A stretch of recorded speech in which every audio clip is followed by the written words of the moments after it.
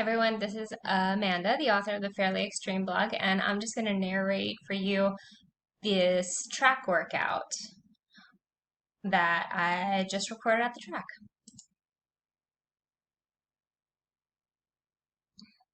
All right, so this is my little cheat list of all the exercises. This is everything that's listed in the blog post in the same order. So I'm going to demonstrate each one for you. These are the warm-up exercises that I'm going to do first. These are just high knees. And notice I'm getting my knees as high as I can, and I'm also twisting. The twisting is important because you run. You twist when you run. Here, I'm just balancing on one leg and swinging the other one as high as it can go. Basically just getting all the joints in my hips to start moving, my hips and my lower back, because there's a lot of movement in your hips and your lower back when you run. Here, just more opening up my hips, getting my hips ready to do a lot of work and a lot of movement.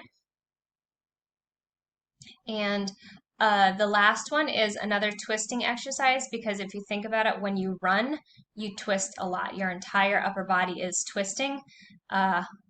And your lower body, your hips and your shoulders are doing this. All right, so here we go with the first exercise on the track. This is for the plyometric track workout. Okay, this is a power high skip. I'm skipping as high as I possibly can into the air, really driving off my bottom foot and driving up with the opposite arm. Those are hard. Those are difficult. The next one is a high knee through the straightaway. This is a really good core activity. So you can see I've got my hands at my hips, trying to hit my knees to my hands. It's a really good core exercise. Bringing your legs up like that is really going to engage your core. That's also really hard.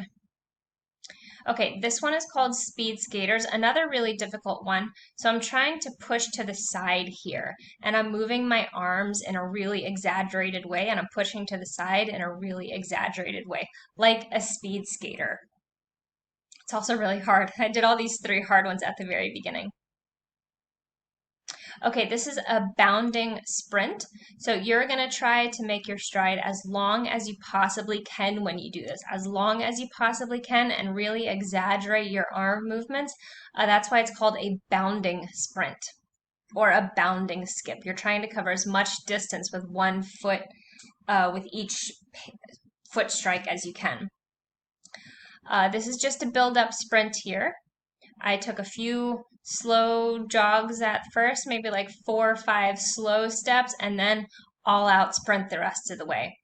Arms moving as much as they can in a sprint. Legs, your heels should be kicking your butt during a sprint. You should be moving that much. This is a simple grapevine. I'm just going right and then I'm switching left. Grapevines are easy. These are kind of a recovery after the 4 hard exercises we just did. You'll find grapevines kind of to be a recovery exercise, not as intense as the other ones. Side skips as well are a bit of a recovery exercise. You'll find them not quite as hard as the first 4. Again, do right and left, and I swing my arms as I do them too, as you can see. And let's see what's coming up next. Butt kicks. Butt kicks are also kind of a recovery activity, but they're really good to practice the getting your legs up high enough in the back when you run, because a lot of people don't get their heels high enough up when they run, and they don't engage the back of their muscles. That's just a backwards run. Okay, also pretty easy ones. So the first 4 exercises were quite difficult. The last 4 exercises were on the easier side.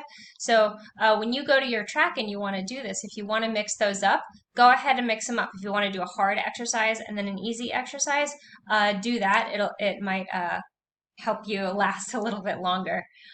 But that is it. That is all of the plyometric exercises for runners, and I hope this video helped you so that you can find a track and get these exercises in.